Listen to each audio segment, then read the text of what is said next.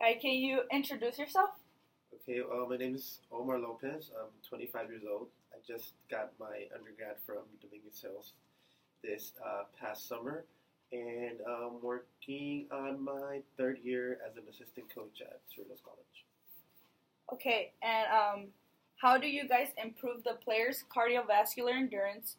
And does the drill vary based on the player's position?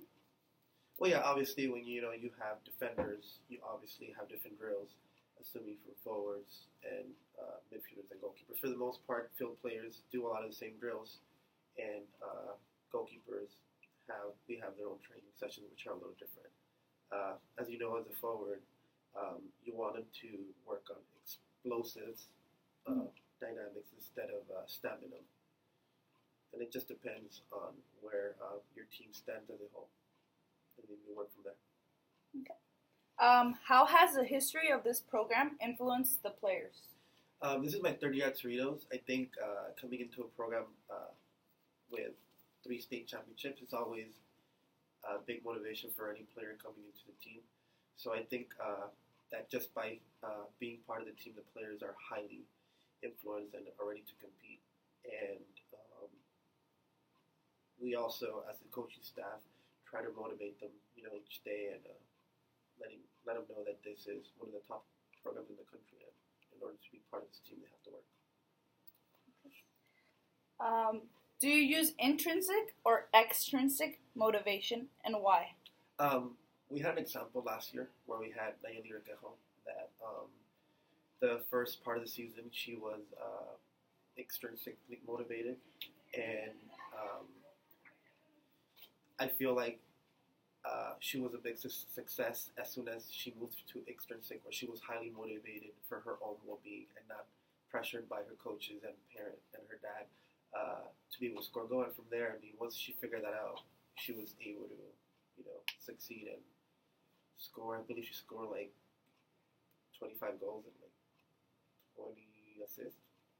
So overall, she made like 58 points during the season. So once she moved into that aspect of mentality, she was a big success.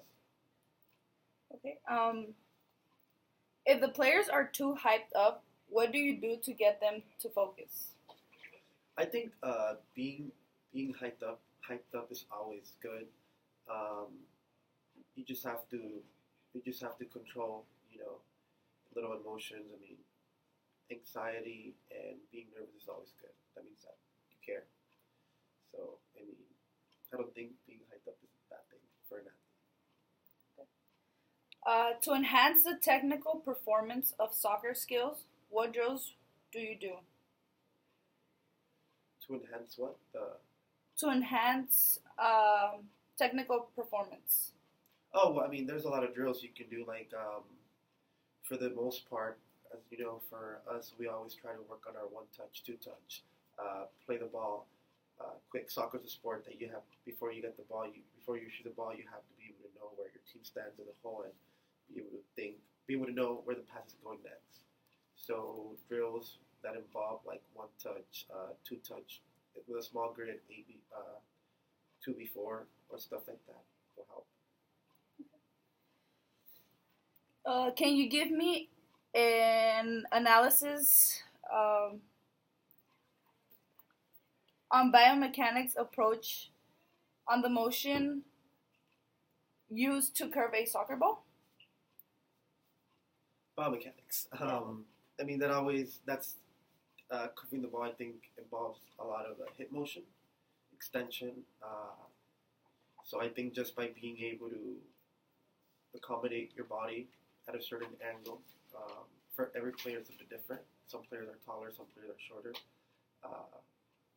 But yeah, I think it's a lot of the hip and knee movements. Okay.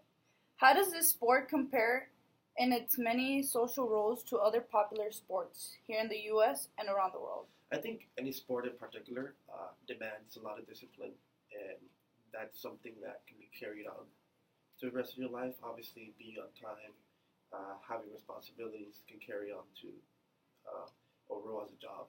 And I think soccer in particular is a sport that's played all year round. And for the most part, in our program, we always emphasize being on time and being strict. So I think if you value those goals and carry it on to the rest of your life, you should be fine. Okay. Does soccer influence an important social role in various society? I think soccer is one of the biggest sports in the world. Many people argue that it might be a little different here in the U.S., but I think soccer could influence a lot of teamwork, a lot of socializing with teams, and being able to cope with stress and other stuff. How does different practice techniques influence your planning as a coach? Different planning techniques. I would say that every practice is different, depending what game is next. I feel that you always plan your practices according to your games. If you're gonna have a really tactical game, I feel like your practice might involve a lot of drills and teamwork and stuff. If you're playing against a team that's very fast, you might do a lot of fitness during the week. So I think it's a big influence. Practice definitely sets the role to your upcoming game. Okay. What is your coaching philosophy? Coaching philosophy, I don't think I have one yet, but I feel that players should play the sport for the love of it and not pressured. I feel when you like the sport and you're not stressed, you do okay. Okay. What do you feel applies to your philosophy? Duty like or play like sport?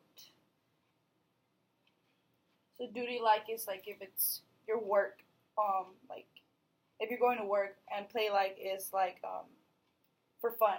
You're doing it because you enjoy it. I feel like that interrelates a lot.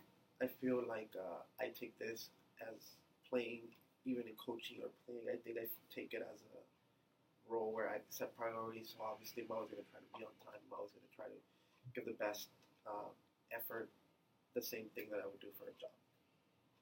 Okay. Thank you. Welcome.